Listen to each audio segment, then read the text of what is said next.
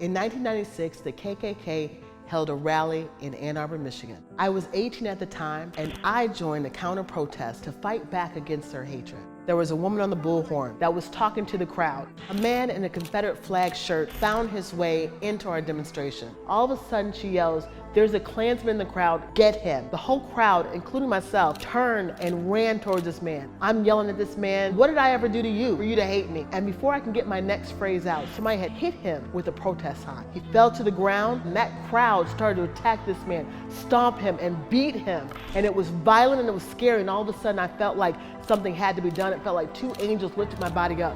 I laid on top of this man and I was yelling with my whole heart, "Stop!" Crowd stopped.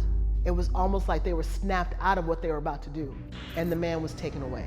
Years later, I was at a coffee house. A guy comes up to me and he says, "Hey, I want to say thanks." And I said, "Thanks for what?" He said, "That was my dad." And it kind of blew me away. What would have happened if that angry mob would have killed that Klansman?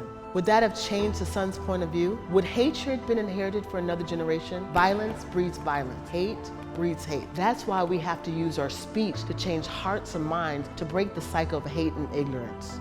Everyday Americans can and should use their voice to help produce the change they want to see in the world. That's why groups like FIRE are so important. FIRE is committed to defending everyone's right to free speech. Without our freedom of speech, we risk losing our democracy.